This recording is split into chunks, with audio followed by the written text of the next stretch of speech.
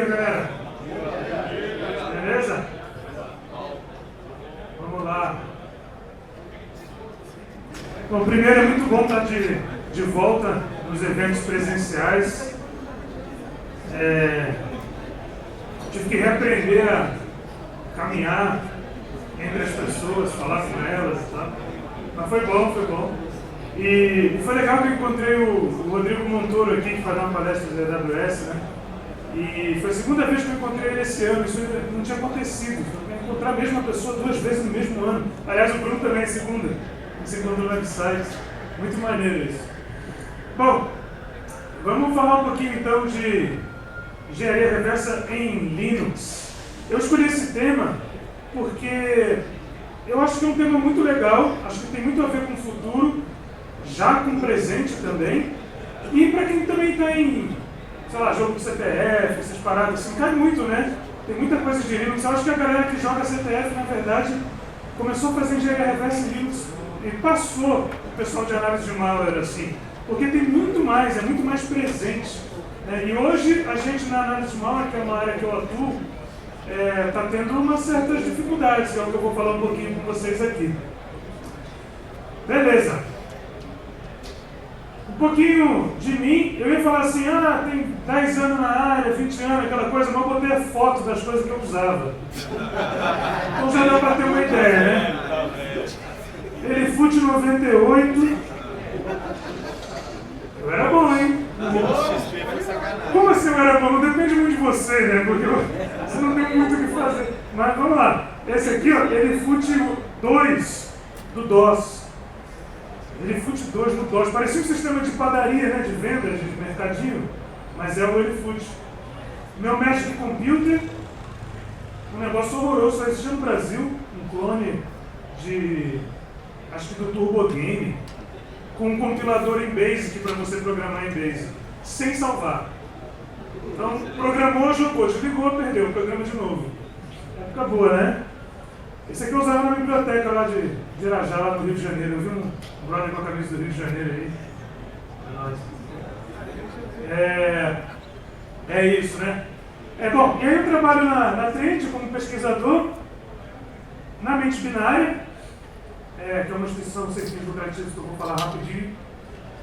Gosto muito de dar aula, gosto muito desse trabalho de conscientização, de estudar junto, de fazer coisas e tal. E todo dia eu tento me livrar de algo que me impeça de fazer isso. Porque muitas vezes, né, tem umas certas lutas, aí, umas coisas na cabeça, e a gente tenta subverter também. Quase um mind hacking, né? Vai ter uma palestra aqui sobre isso, quero entender o que está rolando para ver se eu dou um jeito na minha mente. Bom, sobre mente binária, rapidão. Uma instituição sem fins lucrativos, foi fundada em 2009, ainda não era uma instituição sem fins lucrativos, era, sei lá, um site, mas aí a gente foi avançando. E hoje é uma equipe de 8 pessoas, uma galera que a gente faz vários projetos legais e tal. Quem não conhece, acho que vale conhecer. Tá? Sem fins lucrativos mesmo, cunho social, impacto social. Uma das coisas que a gente faz, por exemplo, esse é um treinamento aqui chamado do 0 a 1, que a gente fez com 6 meses de duração, dando aula toda noite, só para pessoas pretas, galera que não era de computação e passou a ser. Então aqui nessa tela aqui tem gente aí que a maioria estava desempregado, mas o último emprego era pintores, diaristas, gente que trabalha com porcelana, uma porrada de emprego que é considerado subemprego no Brasil, né? Porque paga muito pouco mesmo, considerado subemprego com razão. E hoje essa galera aqui, a maioria deles aqui, porque alguns teve algumas desistências, alguns percalços no caminho, mas a maioria mesmo dessa tela aqui está hoje trabalhando com computação home office em empresas de segurança, depois de 6 meses de treino. A gente pegou essa galera no nível que não sabia onde era a cedilha, botar o cedilha, porque não é fácil mesmo, né? Você tem que botar um acento no C. Mano, coisa assim, contra-intuitiva, né? Mas pra gente é super óbvio, né? Pra eles não era, porque era de outra área, ou de nenhuma área. E hoje estamos trabalhando lá. Então é um tipo de coisa que a gente faz com computação, não só com segurança e tal, mas para incluir pessoas nesse mercado. Bom, vamos rapidinho então entrar para a parte de malware de Linux, beleza? Isso é uma coisa que, na minha humilde opinião, está crescendo. Antes você digitava assim, Linux malware, você encontrava alguém no fórum de Linux dizendo que não existe malware para Linux, outro alguém dizendo que existe, e outro alguém dizendo que existe, mas você tem que executar na mão. Você não consegue, alguém não cai no phishing e infecta no Linux. Era isso que você encontrava 10 anos atrás, 20 anos atrás, 15, sei lá. Hoje em dia, o negócio já mudou. A galera aí, talvez muito por conta de CTF, se especializou em rodar máquina com Linux e depois roda o que quiser lá dentro.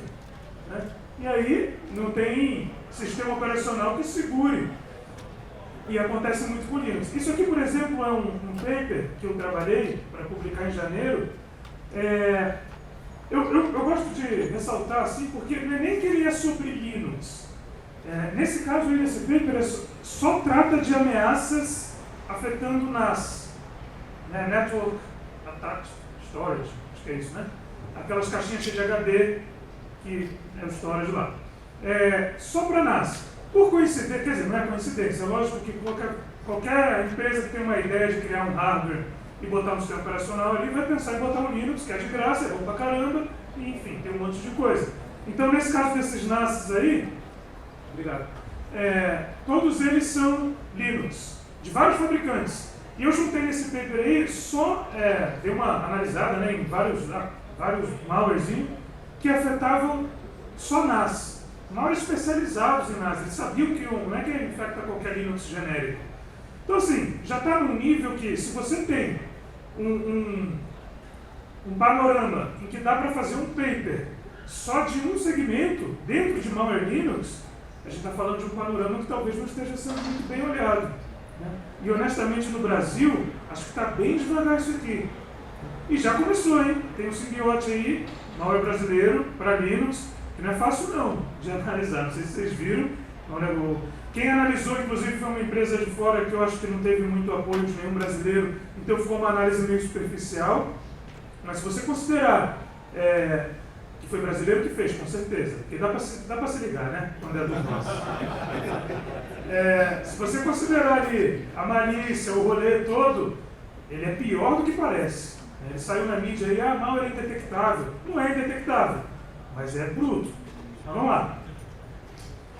Os ranços, como o Sérgio estava falando antes aí, mostrando todo o ecossistema dos caras. Esses aqui são só os que eu vi rapidinho. Eu analisei, não sei se todos, mas a maioria desses com certeza, porque eu tenho uma certa paixão, tipo assim, por malware Linux, eu gosto de ficar vendo e tal. Então toda vez que sai algum, ou que eu acho algum, que eu dou essa sorte, o que também não está difícil hoje em dia mais, infelizmente, eu analiso. E nesse caso aí, eu analisei vários desses aqui. Esses ransomware aqui, alguns nasceram no Windows e a galera migrou, entendeu? Empresa lá, vamos explorar novos mercados. E aí, os criadores de ransomware lá contratam, abrem vaga, fazem todo aquele processo que o Sérgio falou e começa a desenvolver para Linux. Rolou. Outras aqui nasceram direto no Linux. Por exemplo, QLocker, só para dispositivo NAS da QNAP. Específico, só afeta NAS da QNAP. Depois eles também expandiram, porque toda empresa precisa crescer, e passaram a afetar também NAS de outros fabricantes. Mas o primeiro, tanto que pelo nome, QLocker, é só para afetar da QNAP. Então a galera já está escolhendo vítima. Está num nível bem avançado. Vou mostrar um pouquinho de um deles, vou pegar o Deadbolt aqui. Deadbolt para QNAP, eu acho que só também. Mas vamos lá. Só para vocês verem o nível de sofisticação, que não dá para dizer que é um negócio altíssimo, mas também não é bobão. E outra, gente, o importante é que funciona. Se a galera está fazendo dinheiro com o negócio, pode ser um script embate. Se está fazendo dinheiro, o que a gente vai falar? Pô, mas é um script embate. Detectou? Não. Então, Então não adianta, né? Vamos lá. Nesse aqui eu peguei o sample aqui, eu renomeei para 4444, que é só o início do hash dele. E fui ver, qual é. A primeira coisa que eu tento fazer é executar, para ver se o que acontece, o negócio funciona mesmo, se é mal, é mesmo. E nesse caso aqui, ele me deu tem um help o bagulho. Não fala muito, mas tem um help. "-e, config para o diretório que você quer encriptar. Aliás, um help melhor que muito programa aí, que não é tão direto ao ponto. "-d, chave para você decriptar. Acabou. O encryptor já é o decryptor, já está prontinho para funcionar. Caralho, legal. Só que, você olha aqui, ó, beleza, vou tentar encriptar. Ele está esperando uma configuração. Eu inferi aí que é um arquivo de configuração, mas sei lá o que é essa configuração. Nesse ponto, quem escreveu a documentação não foi tão verboso assim, né? Então, eu não sei exatamente o que é. Aí a gente cai para fazer análise.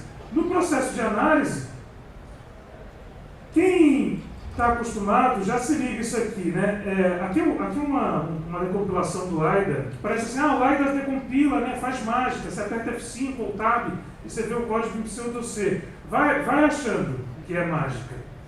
Esse deadbolt aqui é feito em Go. Alguém já teve experiência de reverter binário em Go? Acabou o fim de semana, acabou a alegria, acabou o batimento, o ritmo cardíaco normal.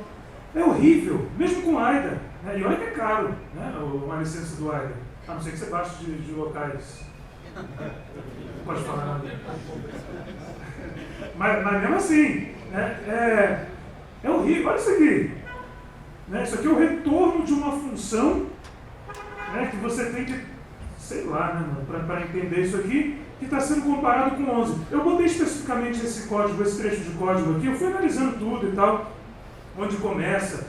Já é uma merda porque você vai procurar main e aí não tem main, né? Assim, a Go tem lá a main da Go, mas ela é, sei lá, a 30ª função a executar. Então você fica perdidão no início até chegar nela. Dá um trabalhinho, né? Tem artigos inteiros na internet sobre analisando binários em Go. Dá um curso de graduação, entendeu? Você foi formado em analisar binário em Go. Você podia fazer isso. E aí nesse caso aqui, nessa parte, o malware saía. Então eu comecei a execução, debugando, né, e tal. E aí, quando eu comparava esse bagulho aí com 11, esse retorno dessa função com 11, ele saía. Eu fiquei, pô, não, 11, de onde vem, né, esse... Por que 11? Por que 11? Você insiste assim. Não tem muita resposta. Por que esse 11? E comecei, né, a usar o Google, lógico, o Google, o Stack Overflow, essas coisas que a gente deveria dividir o salário com eles, né? Porque é o que faz a gente trabalhar. E aí, ainda bem que Go é uma linguagem de código aberto. Porque eu encontrei esse 11, mano, e olha só, eu não encontrei o 11, tá? Porque Go tem essa desgraça aqui, desse iota, que cria um const, né, começando com 0, e aí vai incrementando um por um, tipo um enum do C, mas com esse constzinho aqui. A iota vai ser 0, 0, 1, 2, 3, e o 11 dá esse daqui. Cara, eu procurei tanto para achar isso, que não tem 11 em lugar nenhum, ó. Tá vendo? Só que o negócio vale 11. Eu demorei tanto, eu nem lembro como eu achei, na real. Por isso que eu só botei screenshot aqui, porque foi tanta procura, Google, DuckDuckGo, para lá e para cá, e tentando fazer coisa e tal, até descobrir, eu não sabia Go, né, então eu tive que entender o que é esse iota aqui, que aqui está esse 11. Isso é parte do scanner de JSON. Claro que eu fiquei buscando coisas com contexto. Pô, se ele está esperando um arquivo de configuração, pode ser JSON, pode ser XML, pode ser IML, pode ser um monte de coisa, mas JSON é um bom, né, para ser também. E aí, no código do scanner de Go, um 11zinho lá, falei, pô, beleza, faz sentido, eu estou passando um arquivo qualquer para ele, eu não sei qual é desse JSON, eu nem sabia que era JSON no momento, ele está comparando com 11, é o scan erro, show, acabou, está saindo do programa, está falando assim, ó, não aceito. Isso porque a gente pegou o sample do ransomware, mas não tinha nenhum arquivo de configuração, a gente não tinha log de cliente, nem nada do tipo, então só tinha o sample mesmo. E você tem que saber se o negócio encripta e como encripta. Então como é que você faz sem um arquivo de configuração que você nunca viu? Procurei na internet inteira, não tinha na época, esse ransomware estava novo. Aliás, não tem até hoje. Ninguém nunca pegou um arquivo de configuração dele, pelo menos que eu saiba, publicamente. E aí, foi, né? Aí eu entendi, né? Que era isso. Eu esqueci dos memes que eu boto, né? Eu não consigo fazer o drama certo. E aí eu chutei, fui fazendo a engenharia reversa dele lá com AIDA, chegou no 11, fui vendo o nome dos campos do JSON que ele espera e o tipo de valor. Nunca façam isso na vida, não vale a pena. É muito chato, porque é todo o parsing de JSON do Go lá, né, e tal, para você pegar o nome do campo que ele espera e criar um arquivo. Lógico que eu não fui, esse aqui é a última versão, né, depois de 8 anos tentando fazer. Eu consegui, né, dizer, chutar o que ele espera. E tem coisas muito ruins, por exemplo, número aqui em formato de string, ele esperava como string, não como inteiro. Né? Então, além de você ter que analisar o malware do cidadão, da cidadã que fez isso, você tem que considerar que essas pessoas não são ultra especialistas, então fazem essas coisas horríveis aqui. Número como string, que você enquanto programador nunca faria. Né? Espero, né, gente? Não faríamos, né? Pelo amor de Deus, não sei. Depende do dia, né? Depende do momento. E aí eu cheguei com essa configuração aqui, beleza. Entendi que aqui ele queria uma string desse tamanho, que então chutei uma 4141, né? Client ID, entendi que era uma coisa que ele passeava como se fosse hexa mesmo, assim, tipo uma string hexa, então gerei um hash de qualquer coisa e joguei aqui, acho que isso é um hash de nada, sei lá. Vendor name e tal, eu já tinha visto o ransom note do negócio, né? E o ransom note falava assim, ó, você paga tanto para reaver os seus arquivos da QNAP, né? Você que é o dono de um NAS da QNAP, você paga tanto se você quiser reaver seus arquivos. Agora, se a QNAP quiser pagar para todos os clientes dela, ela paga também. Então tinha um preço para o fabricante. Olha que ousadia. Um preço para o fabricante pagar para ter decriptado todos os arquivos dos clientes dele. E tinha um segundo preço, que era esse aqui, ó, Vendor Amount Full. Esses valores eu chutei, tá? Não é o preço real, lógico, que o arquivo de configuração eu fiz. Mas tinha um segundo preço, que era 50 bitcoins para o fabricante pagar.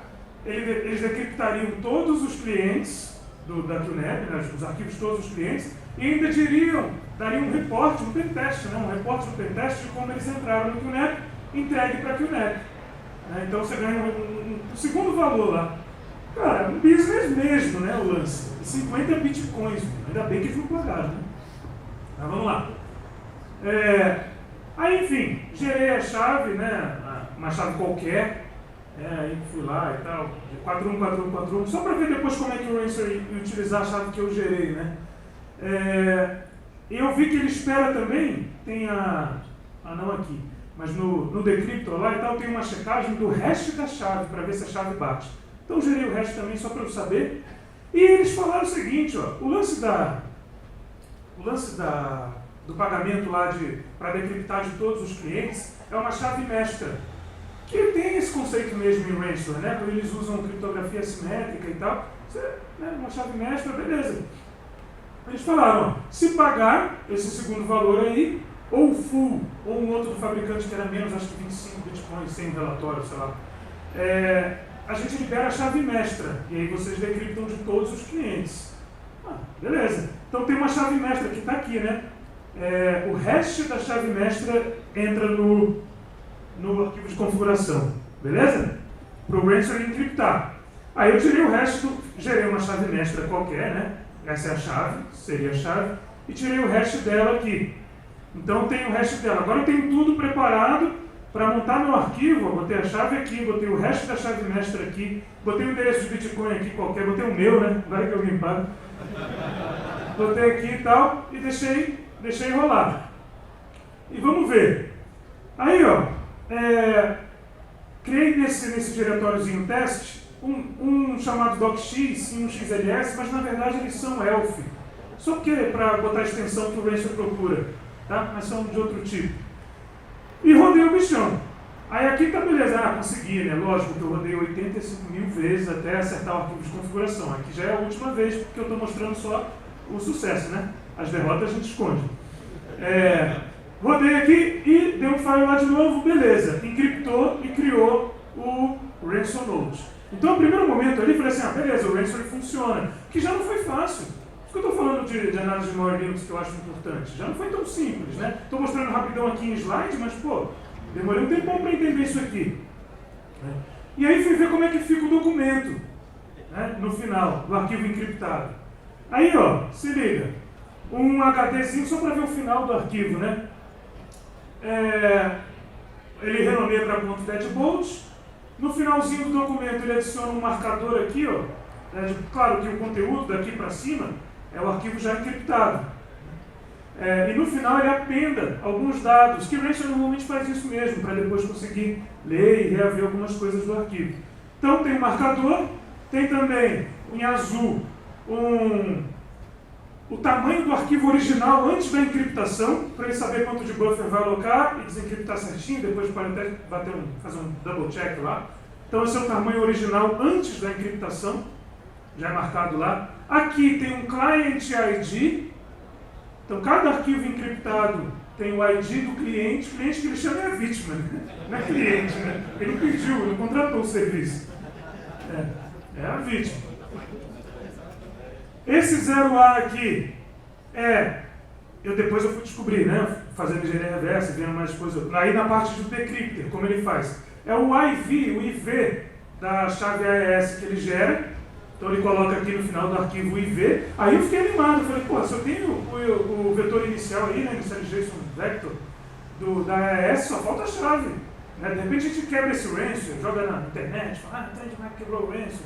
Uma maneira, né? Mas não. Porque aqui é o hash da chave. Aí eu tenho o hash da chave e o hash da master key. Que eu ainda não sei, nesse momento, como ela funciona, para que serve. Mas aqui está o hash da chave. A gente sabe que hash é one way, não tem como voltar. Né? Se voltar, você vai ficar famoso. Se você conseguir voltar. Não tem muito o que fazer. E até bateu aqui com a minha chave. Olha o hash da chave aqui, ó, 99, tá vendo? Terminando em 06. E o hash da master key, 90 terminando em 2B. Tá lá, ó, 99 terminando em 06, 90 terminando em 2B. E depois ele bota um monte de zero aí porque quer. Só isso. E para cima o arquivo encriptado. Então, para decriptar isso, o que a gente precisa? Da chave, não adianta o hash dela, né? Só, porque o IV, o Initialization Vector lá para o AES, tá em cada arquivo tem um dele lá no final dele. Só precisaria da chave. Aí eu fui testar, eu tenho a chave, porque a chave desse arquivo, né? Porque eu gerei o arquivo de configuração, eu fui testar só para ver se estava certo. Né? Aí usei lá o CyberChef, é uma maneira esse bagulho, né? Você que já usou, maneiro. Botei a chave, botei o IV, tá vendo? O Initialization Vector, que é o mesmo daqui, né? 0A terminando em A3, 0A terminando em A3. AES Mode CBC, eu não sabia qual era o modo, fui testando brute force, né? Nas opções ali, o que funcionou é esse. Porque às vezes você vê blog post de pesquisa, de galera de pesquisa, falando assim, esse ransom encripta com AES, CBC, chave de 512 bits e tal, não sei o que. Você fala, caramba, como é que a galera viu isso, né? Foi lá, analisou, viu o algoritmo, viu que é CBC, né? Não, testando aqui, ó. Mudei todos os modos, o que funcionou é ele. Nem sei o que é CBC, mas é a AES-CBC e tal, sério, né? E aí decriptou o meu arquivinho ELF, né? Como ele estava renomeado para docx, mas na verdade era um ELF, tá lá, voltou o ELF bonitinho aqui. Falei, pô, então é isso. Então ele usa CBC e tal, não sei o que é chave. Mas e a Master Key? Que os caras cobravam 25 ou 50 bitcoins para decriptar de todo mundo. E aí? Como é que faz? Pensei que você tinha dado a resposta. Boa, né? Então, qual que é o lance? O AES é simétrico, né? O que significa isso? O mesmo par, no caso do par, o chave mais IV, né? Ele é utilizado para encriptar, é o que você vai utilizar para decriptar. Onde entra a Master Key aí? Não entra. Só não entra. Era mentira o rolê. Imagina se alguém tivesse pago 50 bitcoins. E pior, hein? Alguém falou assim, eu tenho a chave. Alguém também terá a chave. Alguém, mano.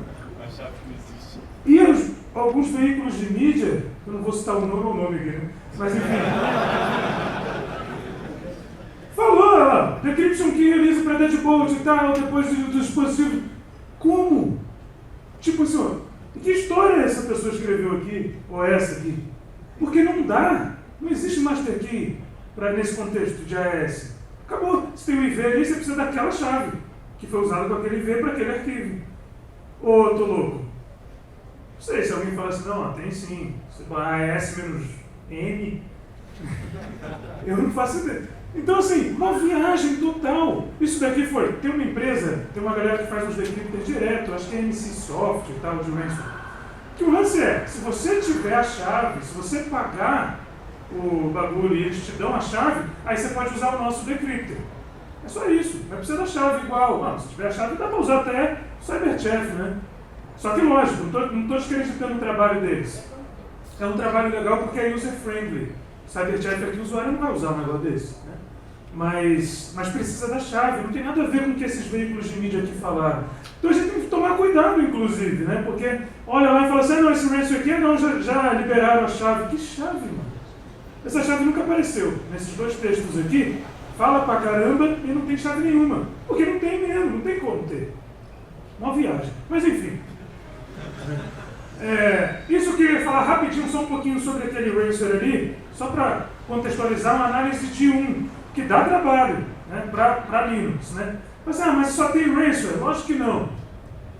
Só esse ano, Cyclops Blink, atribuído ao Sandworm, que a gente analisou também, uma botnet animal, assim, ó, dispositivo, infectável, infecta, ainda tem alguns rolando. Asus e qual é o outro? WatchGuard. E talvez esqueci o nome do outro. Caraca, aqui tem um monte no Brasil, aqui em hotel. Alguém lembra? Hã? Não. Então, o Brasil não, mais um. Acho que eles são da Romênia, ali da... Alguém falou... Microchip, isso. Nem sei se é da Romênia, mas acho que é, né? Meio leste europeu ali. Ou eu estou viajando, sei lá. E Microchip também. Mas valeu as tentativas, gente. Obrigado. E o Sandworm infectava aí, do Asus, por exemplo, ele escrevia na NVRAM, na flash, e nem com reboot, nem com atualização de firmware saía. É nesse nível de coisa que você vai analisar. Então, assim, o bagulho, né, de análise de malware em Linux, de engenharia reversa em Linux, já começou, não é futuro. Isso aqui tudo é presente. Ó. Isso aqui foi esse ano. Esse aqui é uma backdoor chinesa, BPF-DOR, que utiliza código BPF, Berkeley Packet Filter, do antigo ainda, do clássico, que ainda tem um novo, né, que é pior ainda, ou melhor, do ponto de vista de ataque. Descoberto esse ano, mas estava rolando há 5 anos, 5 aninhos. Por quê? Porque ninguém está olhando para Linux. Entendeu? O bagulho fica lá, tocando terror. BVP47, outra backdoor, e um SDRain, que eu acho que é do Sandworm. Algumas pessoas também acham, ninguém tem certeza, como tudo na vida, e fica por isso mesmo. Mas Sandworm, poxa, basicamente não, 100%, né? Governo russo. Então assim, tem uma galera, 8 horas por dia, ou mais, né? Não sei qual é o CLT lá deles, regime CLT, ou mais, dedicado a escrever esse tipo de malware, né? E a gente aqui panguando, né? E o Red Mansion, governo chinês. Porra, né? Uma galera que tem gente, tem tempo e tem inspiração, né, para atacar os outros. E aí? Né? O que a gente faz então diante disso tudo? Tem ransom pra caramba, tem APT, deve ter mais coisa que eu nunca vi, isso é só o que eu vi, né? E o que a gente faz? Bom, estuda, né? A gente lê um blog post rapidão, Wikipédia, e pronto. Vamos em frente. E o assunto, na verdade, dessa palestra é sobre esse estudo, que são coisas que eu estou fazendo há algum tempo e estou querendo compartilhar os caminhos assim que eu estou encontrando. Beleza? É o seguinte, a gente vai comparar aqui os ambientes. Vamos ver ferramentas de um lado, de um sistema, ferramentas do outro, técnicas de um lado, técnicas do outro, e vamos ver como é que a gente se sai aqui. Claro que o Windows é um mundo, tem muita coisa, mas as principais coisas a gente consegue comparar aqui.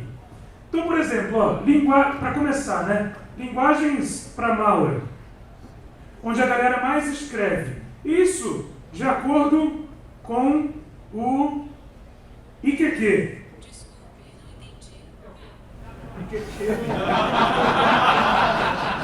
É o índice que eu quiser, é o data eu.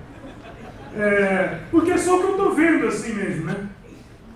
Para malware em Windows, pelo menos para mim, assim, cai muito A galera em C++, que não dá para dividir, que né, o cidadão escreve em C++, mas a API do Windows é C puro ainda, o Win32, então fica aquela coisa mesclada, híbrida, estranha, mas vai. PowerShell tem um monte, né, galera de pentest aí, sabe, deve ter PowerShell tatuado nas costas, porque adora esse negócio. .NET também, bastante, é muito legal ver mal escrito no .NET, porque você abre no DNSPy, no ILSPy, está o código purinho lá, a não ser que alguém ofusque, não ofusquem, por favor, continue escrevendo, deixa tranquilo. Go, aí começa o pesadelo, independente da linguagem. Porque Go, né, o binário do Go é 20 MB para dar um Hello World, é um sistema operacional no binário inteiro. E aí você tem que encontrar o Hello World no meio daquilo tudo. Mas vamos aí. Delphi, isso é Brasil, isso é nosso, né? É maior orgulho. Quem escreve maior em Delphi? Aí o galera lá. Sempre tem um, cara. Por quê? Porque isso aqui no ensino médio há 20 anos atrás era o que rolava, né? Aí essa galera tá tudo hoje já saiu do ensino médio, tá trabalhando, né?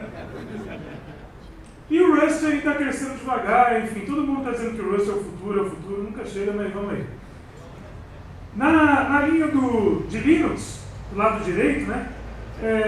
A gente tem C, majoritariamente, porque, pô, Unix, C, a galera, Linux, né? O mesmo grupo ali que criou tudo, então é muito entranhado um negócio do outro, né? Você quer destruir o Linux, você remove a libc, por exemplo.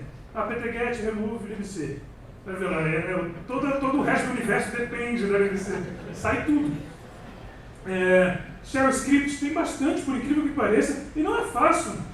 Quem programa Shell Script sabe o quão nada a ver é. O if não é if, não testa condição, testa comando. Mano, entender esse negócio não é tão simples assim. Você precisa de muito curso com o Júlio Neves. Basta um, que o Júlio Neves é foda. Então, um parênteses aqui. Go, também para Linux, pesadelo. Rust também. E aí, claro, tem a galera que faz umas backdoor em Python. Tem alguns que se arriscam em C++, mas é difícil ver mal em C++. Por quê? A galera que programa C++ está fazendo o quê? Está ganhando dinheiro.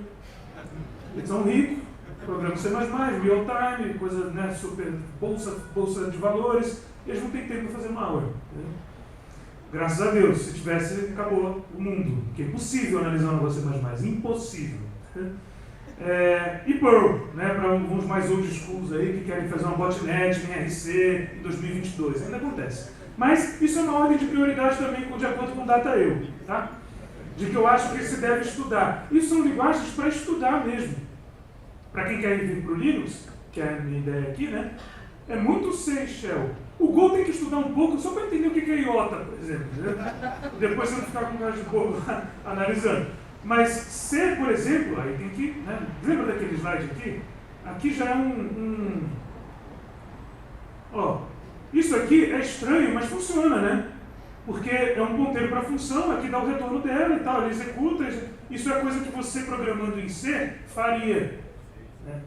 Daria, quer dizer, se você não tiver nada melhor para fazer, porque é mó chato trabalhar com ponteiro de função, mas às vezes é ok.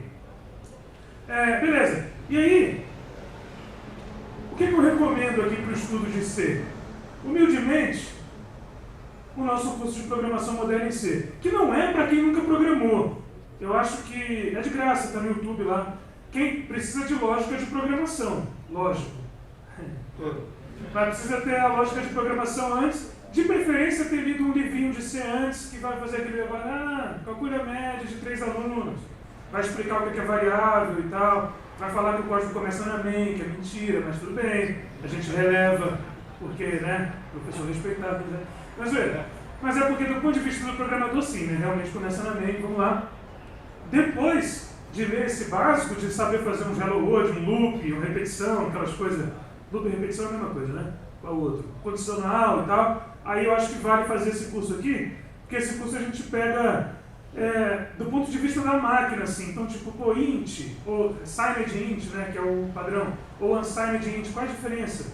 E não só a diferença assim numa tabela, o valor máximo e tal, como o processador vê mesmo, a gente fica analisando junto com a assembly e tal. É bem maneiro esse curso, de verdade. Eu fui ver os números dele lá, 70 mil pessoas fizeram essa aula. Se fizeram a segunda, eu já não sei, não vi. Vou ficar com esse número que é bom. 70 mil pessoas fizeram o curso de C, mentira. 70 mil pessoas viram essa aula, é a primeira. A segunda, já não sabemos, tá? se desistiu, né? Não vou invadir o Instagram, não quero. O que a gente tem para analisar executável no Linux? Aí tem uma parada que é assim, muitos dos programas aqui, o mundo ele piorou, né? Pra gente de tecnologia, assim. Porque antes era só o Windows, tudo certo, né? Um ou outro nerd que usava Linux, beleza, e não tinha nada para Linux mesmo, nem o webcam funcionava, tal. Show! Agora é Mac, Windows e Linux. Aí a pessoa lança um programa, vem alguém, mas tem para Mac, né? Mas tem para Linux, tem para... Fica um negócio, eles têm que ser multiplataforma. Alguns são. Então o DAI, por exemplo, é multiplataforma. A galera escolheu a combinação mágica, C++ com Qt para fazer o DAI, Detect It Easy, e ele é multiplataforma, roda nos dois. Beleza. Eu botei ele na coluna do Windows, porque o que está aqui mais é nativo para Linux. Hoje em dia, com Line de um lado, com Cygwin do outro, WSL, as paradas rodam um, roda no outro, né? Já está meio zoneado. Mas, se a gente for manter assim, porque o ReadF é do GNU BNUTILS, né? O projeto da Free Software Foundation, que é animal, incrível, mas deve dar um jeito de rodar ele no Windows também. Mas vamos lá. Esses carinhas aqui passei um ELF. ELF Parser NG, que é nosso, não foi a gente que criou, a mente binária, foi um cara criou o ELF Parser, a gente conversou com ele, ele abandonou, a gente pegou o desenvolvimento, começou a desenvolver, meteu um editor Excel lá, botamos recursos novos e está lá, de graça, software livre e tal, gráfico, bonito. E o ReadElf, que não é gráfico, é aquela coisa linha de comando, uma porrada de opção, né?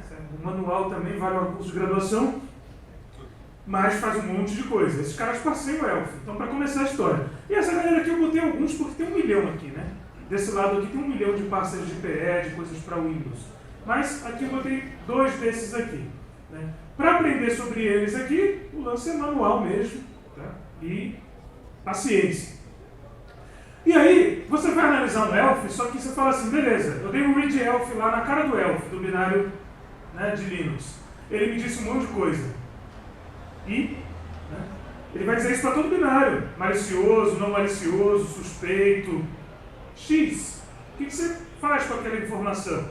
Aquele estudar por 2 minutos. 2 minutos. Né? Porque o maior trabalho, o ELF Master, que é o autor disso aqui, é Ryan O'Neill, né, que é o nick dele, ELF Master. O maior trabalho ele já teve, que foi pensar de uma maneira organizada para você colocar e tal, né, de um livro, qual capítulo, fala, no capítulo 9 eu vou falar de um bagulho que, na verdade, eu introduzo no capítulo 10, o que eu faço? Mas, quem já tentou escrever um artigo maior, um livro, sabe a dificuldade que é de você encontrar esse negócio.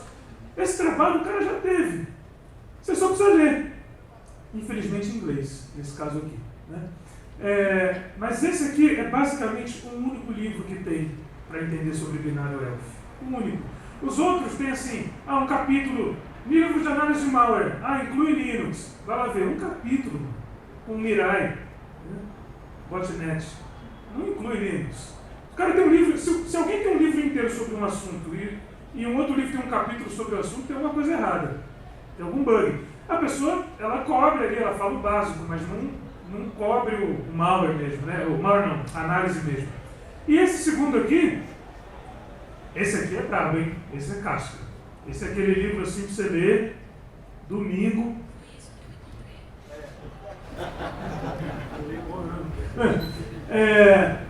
Só de linking e loader. Só. Muito com foco esse livro é da época do DOS, né? Então, explica todo o processo de link edição e de carregamento do DOS, do Windows mais antigo lá, que ainda até hoje não mudou, e do Linux. Maravilhoso, maravilhoso. Assim. É um livro que você vai sair dali com muito insumo para conversar nos botecos, entendeu? Imagina como brincava no MS-DOS, tá ligado? Conversa. De editores Access, que é importante também, mas é importante saber usá-los, né? Para isso você vai precisar da estrutura. Senão você vai editar o quê? Por quê? Né? Editor Access. No Windows aqui tem essa galera aqui, tem muito mais também, tá? Eu coloquei alguns que eu uso, assim, mais, em ordem de prioridade mesmo, de novo, de acordo com o DataEu. O Rio, que é o Hackers View, 010 Edit, o HXD, que é de graça, os 3 últimos aqui são de graça, maneiros e tal. É o que eu mais uso assim no Windows. E no Linux, a gente tem o HT Editor, que é a versão econômica desse cara aqui. Literalmente, é bem copiado, mas muito legal. Infelizmente o autor também abandonou, cara. Eu queria conhecer ele para mandar um presente. Porque o cara programou pra caramba, sozinho, não sei se... eu só vejo o nome dele lá pelo menos. Mas muito legal, software livre, é animal. No Debian e tal, para quem usa Debian aí, que é legal, que as coisas fáceis, que a vida faz, que eu acho legal, importante. apt install HTE, eu acho, e o comando é HT, ou é o contrário. apt install HT e o comando é HTE. 02 Editor, esse novo da GNU, do projeto GNU, chama GNU Poke. É um editor de linha de comando. Então você dá Poke, nome do arquivo, ele cai no console e não fala mais nada para você. É como tudo no Linux. Você não falou nada porque funcionou. E aí você vai lá, help, interrogação, você começa a jornada. Mas ele é super poderoso, faz um monte de coisa, reconhece o formato ELF, maneiríssimo. Maneiríssimo esse Poke aqui. Eu fiz um artigo dele, está lá na mente binária, mas o artigo já está desatualizado, porque ele já avançou muito. Eu fiz quando começaram o desenvolvimento, tinha menos de recurso, agora já tem mais um monte de coisa, vale muito a pena olhar. E tem o WX Rex Editor, infelizmente também é abandonado, usando o WX Widget, que é horrível, mas é gráfico, né, e tem alguns recursos legais. Por exemplo, ele edita um disco físico, disco rígido, né, ou sei lá, SSD, partição, coisas que o HT Editor já não sei se faz, mas o HXD faz, esse Rex já não faz. Então, assim, tem recursos diferentes, né? O 010 Editor é o que está bombando hoje. Ele é o modinho, o hype, porque tem para Mac, né? Tem, só que é pago. Tem uns scripts, uns plugins, tem um monte de coisa legal, é bonito e tal, não sei o quê. O resto aqui é mais roots, mas eu gosto mais dos roots, porque você aprende mais, entendeu? Você não vê? Você abre o 02 Editor e fica lá, what's new? Né? Tem tutorial, aquela coisa, falar, ver um negócio acontecendo. Disassemblers, o que a gente tem aqui para os dois lados? Aqui é a mesma coisa. O AIDA, por exemplo, roda nos dois. E na verdade, nem importa onde você está rodando. Eu uso o AIDA no Windows e boto o binário de Linux lá, porque ele é estático, né, e tal, não precisa debugar, né? Você não precisa usar o AIDA para debugar. Mesma coisa com Ghidra, mesma coisa com Binary Ninja. Aí na verdade essa galera é tudo multiplataforma. Por isso que está aqui igual. A única diferença aqui é que eu botei o OBJDump, que às vezes quebra um galho. Né? Você vai lá dar um "-dm Intel", porque você não quer sintaxe AT&T, é proibido, né? A sintaxe é horrível, mas é legal. Mas você pode configurar ela para Intel, para você ver a sintaxe em Assembly Intel, e tem um monte de coisa. Tem umas opções horrorosas do OBJDump, tipo assim, menos visualize e menos jumps. Aí ele mostra uma setinha para onde os J's dos Assembly, né, B, se for A, sei lá, para onde vai ficar pulando. Aí tem menos, aquelas opções gigantes. A sua linha fica muito maior do que tudo, mas você consegue um output bem maneiro. Na linha de comando, vai que você está no CTF, né, caiu dentro de um servidor, de uma máquina, não tem como baixar o binário, sei lá, né, ele pode te salvar. Mas se você for jogar sério mesmo, não, vou usar uns Assembly. Peraí, né, vamos aí. Aí não vai ter jeito, aí vai ter que ficar um desses três aqui, né? O de graça, com backdoor da NSA, de presente. O barato e honesto, né? Barato e honesto. Caro pra caramba, ou de graça com backdoor chinês. Fica a sua escolha, seu critério. E o de graça aqui, ruim. Bom, aí, para a gente ser democrático, fala, pô, e como é que a gente estuda aí Ghidra? Porque estudar AIDA, aí, enfim, não sei. Tem um livro, né, oficial do AIDA, que parou acho que na versão 6, o negócio já está na 8. Então, acho que é treino mesmo e tal, vai ter que surgir algum material. A gente vai trabalhar em material para AIDA também. Mas Ghidra tem um curso nosso e tem um livro de Ghidra também. O livro de Ghidra que tem oficial no Start Press, ele é mais novo que o livro de AIDA e é do mesmo autor, o Chris, alguma coisa.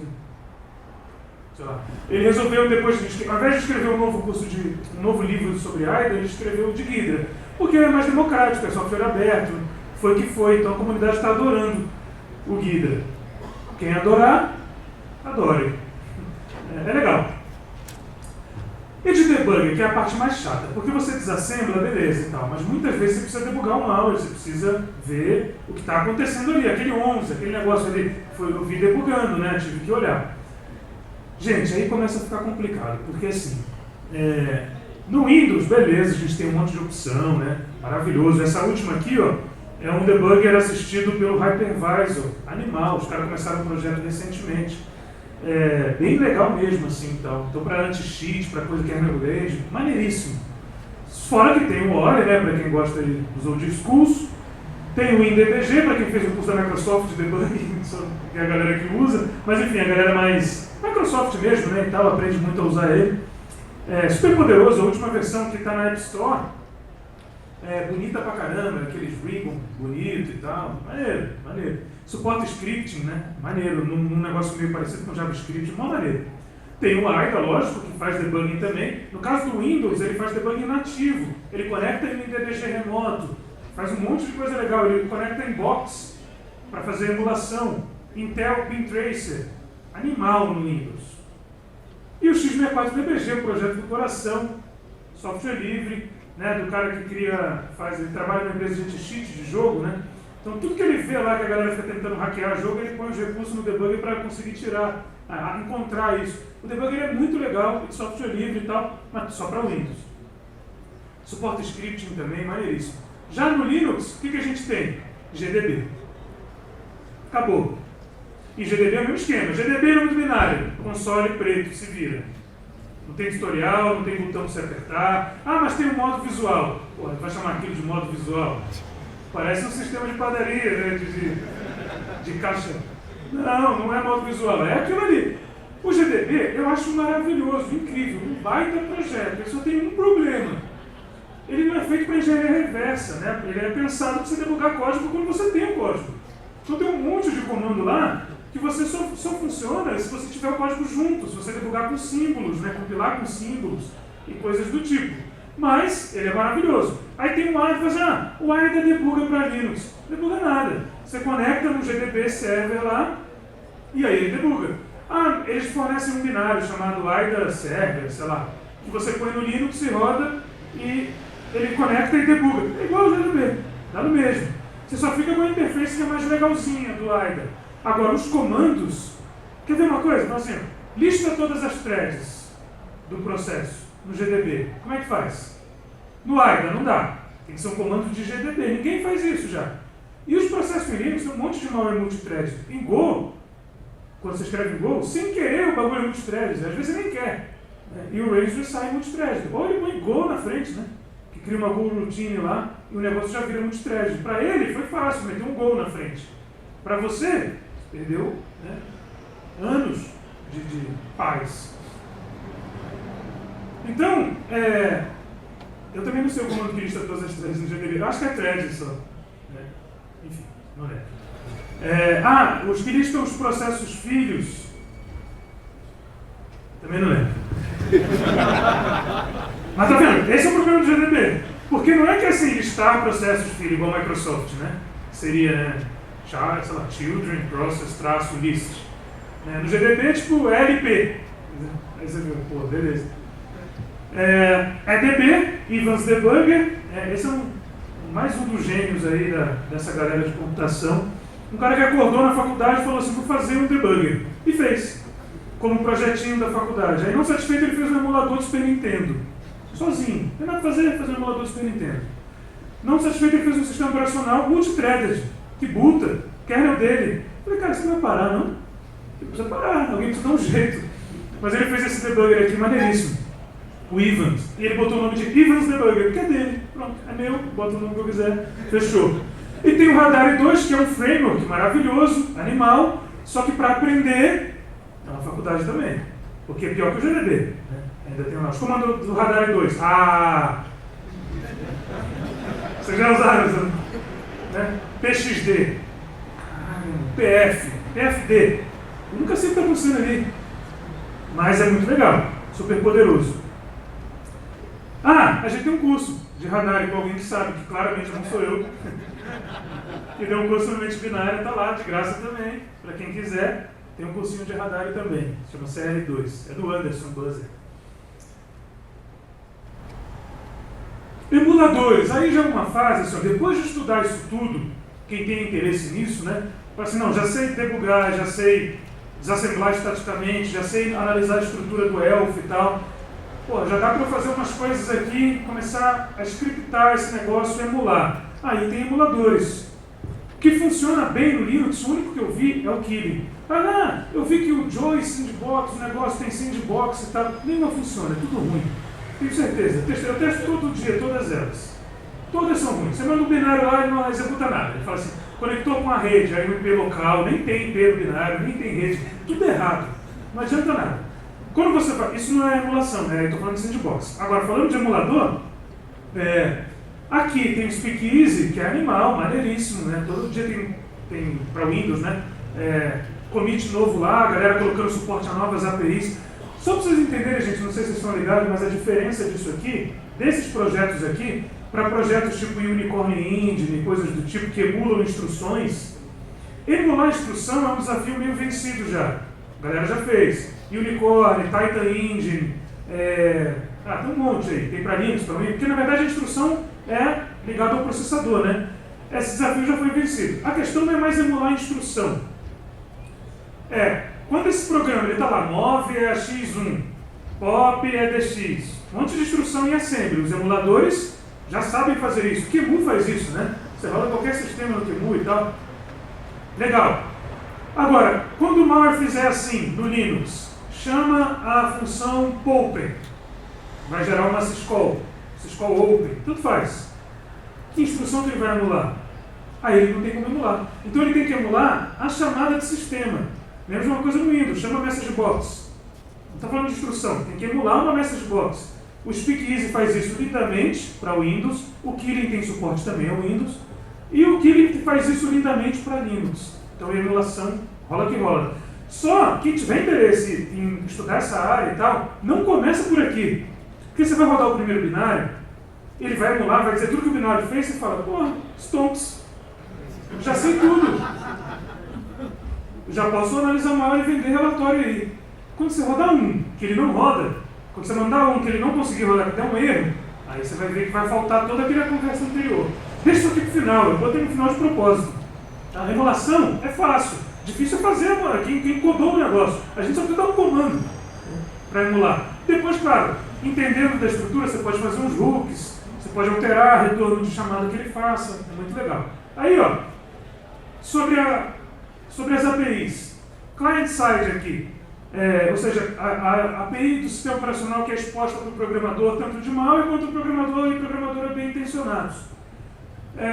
No Linux, no Windows, é isso aqui, né? Por exemplo, peguei um exemplo, Create Processor. O que você tem que entender? C, basicamente, uma boa dose de coisas da Microsoft aqui, né? Por exemplo, prefixo de variável, né? B, booleano, DW, dword, aqui já está no tipo também. Esses tipos que a Microsoft sobrepõe, LP, long pointer, dword, a palavra dupla, booleano, long pointer para string, LPC, long pointer para string constante. Você tem que ver isso daí, estudar isso daí para entender a análise de malware em Windows, né? Essas paradas aqui, que é esqueci o nome, Holanda, não sei o que lá, tem um nome aí, que é uma sintaxe aí, que são os parâmetros que é opcional, né, em C, basicamente. C você não pode omitir um parâmetro, então o que é opcional é que você manda null, ou zero, se for inteiro, ou null se for um ponteiro. E de entrada significa que a função não vai escrever nesses parâmetros, de saída significa que ela vai escrever, por exemplo.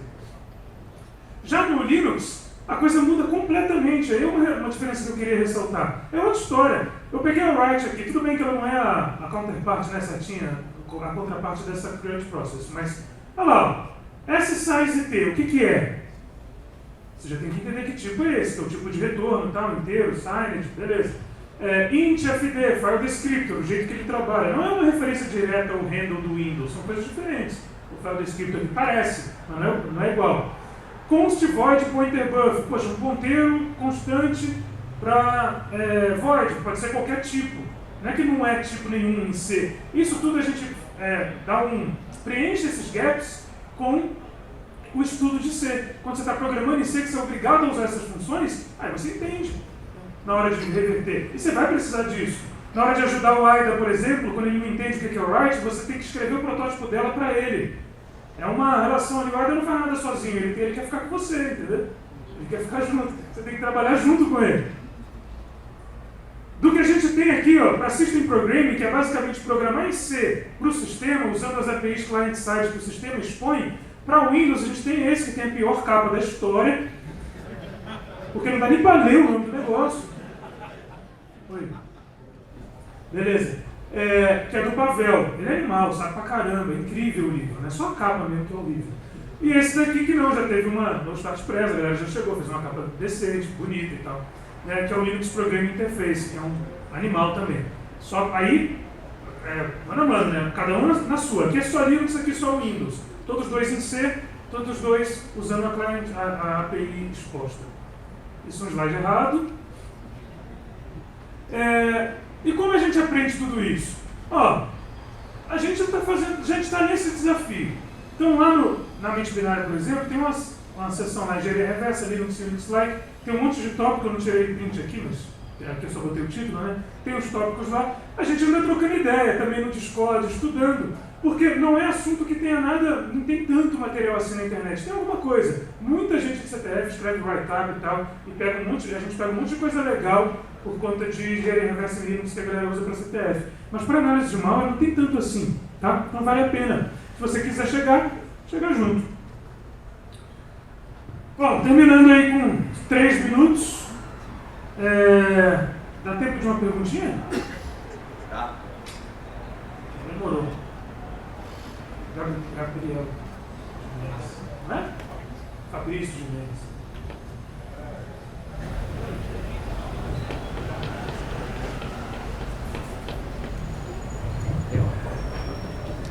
A pergunta, ela é meio... A resposta é um pouco óbvia, mas já que você está tratando desse assunto, por que você acha que os pesquisadores, né, assim como você, não olham muito para Linux, olham muito para o Windows? Porque o mercado é voltado para o Windows e, obviamente, o dinheiro rola ali? Ou tem algum outro motivo que você desconfia, assim? Não, eu acho que essa explicação que você deu, ela era verdade até agora. O mercado realmente estava em Windows. Ainda tem muito mais malware para Windows, claro. Mas eu também acho que, assim, não é fácil essa mudança. Porque você está muito acostumado com o Windows, sabe como ele funciona e tal. Claro, não tudo, né? Mas você tem bastante informação.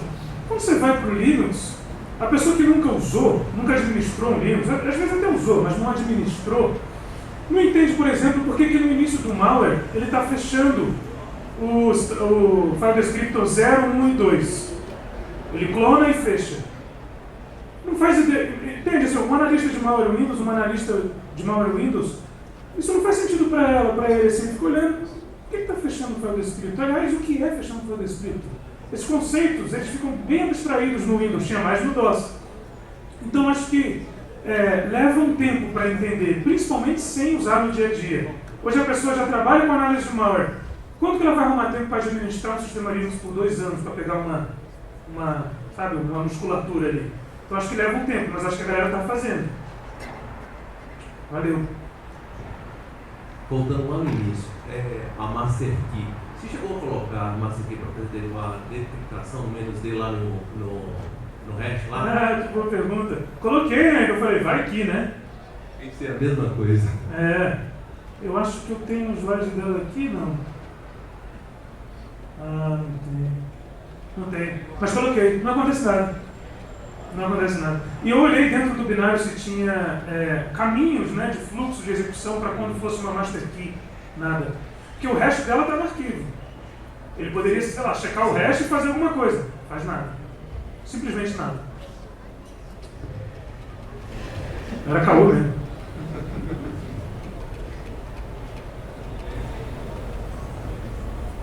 Acabou? Então, gente, muito obrigado pela presença.